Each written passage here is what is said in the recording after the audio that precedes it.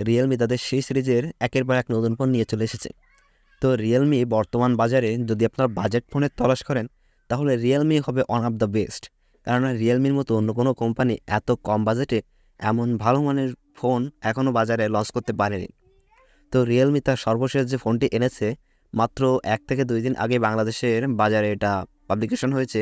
তো রিয়েলমি তাদের সর্বশেষ যে ফোনটি এনেছে সেটা হলো রিয়েলমি C67। 108 মেগাপিক্সেলের ক্যামেরা কি 33,000 টাকায় যথেষ্ট? নমস্কার বন্ধুরা, আজকের ভিডিওতে আমরা রিয়েলমি C67 ফোনটি রিভিউ করব। 33,000 টাকার মধ্যে 108 মেগাপিক্সেলের ক্যামেরা, শুনে কি অবাক হচ্ছেন?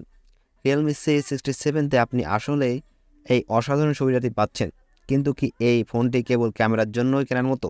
আজকের রিভিউতে আমরা রিয়েলমি C67 এর স্পেসিফিক ডিজাইন, ক্যামেরা পারফরমেন্স এবং ব্যাটারি লাইফ সম্পর্কে আলোচনা করব এবং দেখব এটি আপনার জন্য সঠিক ফোন কিনা।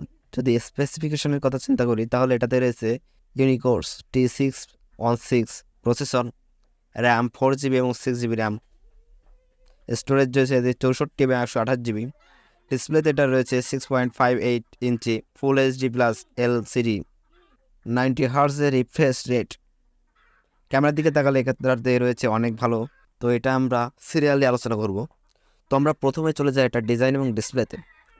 রিয়েলমি C67 এক আকর্ষণীয় ডিজাইন ধারণ করে। পেছনের প্যানেলে একটি টেক্সচার্স ফিনিশ রয়েছে যা ফোনটিকে প্রিমিয়াম লুক দেয়। ফোনটি হাতে ধরে রাখা আরামদায়ক। 6.58 ইঞ্চি ফুল এইচডি ডিসপ্লে উজ্জ্বল এবং স্পষ্ট। 90 হার্টজ রিফ্রেশ রেট স্ক্রোলিং এবং অ্যানিমেশনকে আরও মসৃণ করে তোলে। এবার চলে যায় ফোনটির ক্যামেরায়। তো ফোনটির ক্যামেরা, রিয়েলমি C67 এর প্রধান আকর্ষণ হলো এর 108 মেগাপিক্সেলের ক্যামেরা। এই ক্যামেরাটি দিনের বেলায় স্পষ্ট এবং বিস্তারিত ছবি তুলতে পারে। রাতের বেলায় ছবির গুণগত মান কিছুটা কমে যায়, তবে রাতের মোড ব্যবহার করলে ছবিটির উন্নতি পাওয়া যায়। 2 মেগাপিক্সেল ম্যাক্রো এবং 2 মেগাপিক্সেল ডেপথ ক্যামেরা দুটি ভালো পারফরমেন্স করে। 8 মেগাপিক্সেল সেলফি ক্যামেরা দিয়ে আপনি ভালো মানের সেলফি তুলতে পারেন। এটার কিছু নমুনা আমি ভিডিও স্ক্রিনে দেখাচ্ছি, আপনারা দেখতে পারেন। তো এখন আপনারা যে ছবি কয়েকটি দেখতে পাচ্ছেন এগুলো 108 মেগাপিক্সেল ক্যামেরা দিয়ে রেকর্ড করা, অর্থাৎ মেন ক্যামেরা দিয়ে রেকর্ড করা। এবার কিছু আপনাদের এর ম্যাক্রো কিছু ছবি দেখায়। তো এখন আপনারা যে ছবিগুলো দেখতে পাচ্ছেন এগুলো এটার ম্যাক্রো দিয়ে তোলা। তো এটা আমি আমার বাড়িতে থাকা কিছু জিনিসপত্রের ছবি তুলেছি।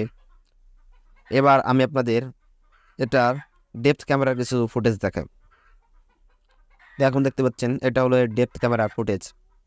তারপর এখন দেখাচ্ছি এটা সেলফি ক্যামেরা দিয়ে কেমন সেলফি তোলা সম্ভব। তো এইগুলো দেখতে পাচ্ছেন একেবারে রিফ্রেশ সেলফি এটা দিয়ে তুলতে পারছেন। তো এই বাজেটে অন্য কোনো ফোনে এমন ক্যামেরা খুব একটা পাওয়া যায় না। স্যামসাং ফোনগুলোতে কিছু কিছু থাকে। তো এই বাজেটে এটা একটা ভালো মানের ফোন ক্যামেরার দিক দিয়ে। এবার যা এটার পারফরমেন্স এবং ব্যাটারি লাইফ কেমন। রিয়েলমি C67 ইউনিকোর্স T616 প্রসেসর দ্বারা চালিত। এই প্রসেসরটি দৈনিক কাজের জন্য যথেষ্ট, তবে গেমিং এবং মাল্টিটাস্কিং এর সময় ফোনটি কিছুটা ল্যাগ করতে পারে। 5000 mAh ব্যাটারি দীর্ঘস্থায়ী, একবার চার্জ দিলে ফোনটি সহজেই একদিনের বেশি ব্যবহার করা যাবে। এখন যদি আমরা ফোনটির বাজেটের কথা চিন্তা করি তাহলে আপনারা যদি এটা 464 নেন তাহলে এটার বাজেট বাংলাদেশ বাজেট পড়বে 22,000 টাকা, এবং আপনারা যদি নেন 6 এবং 128GB তাহলে এটার বাজেট পড়বে 24,000 টাকা। বাজারের প্রতিযোগিতায় যদি দেখি রিয়েলমি C67 এর প্রতিযোগী হলো Redmi note 11, Samsung Galaxy A13 এবং ইনফিনিক্স হট 12 প্লে।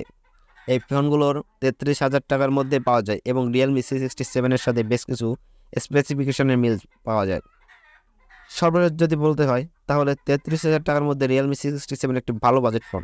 108 মেগাপিক্সেলের ক্যামেরা, 90 হার্জ ডিসপ্লে এবং দীর্ঘস্থায়ী ব্যাটারি এই ফোনটিকে আকর্ষণীয় করে তোলে।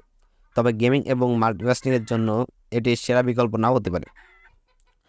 তো আমি আপনাদের রেকমেন্ড করব যে ফোনটি এখন কিনবেন না, কিছুদিন যাক, নতুন যেহেতু বাজারে এসেছে। তো কিছুদিন পরে এটার দাম কমতে পারে, তো সে সময় কিনতে পারেন। কোনো ফোন যখন বাজারে আসে তখন সেটা প্রথমে একটু দাম বেশি থাকে, তো পরবর্তীতে দাম একটু কমবে, একটু হলেও কমবে।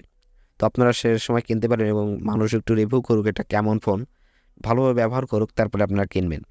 তো এটা বলে আমার আজকের ভিডিও শেষ করছি। ধন্যবাদ সকলকে।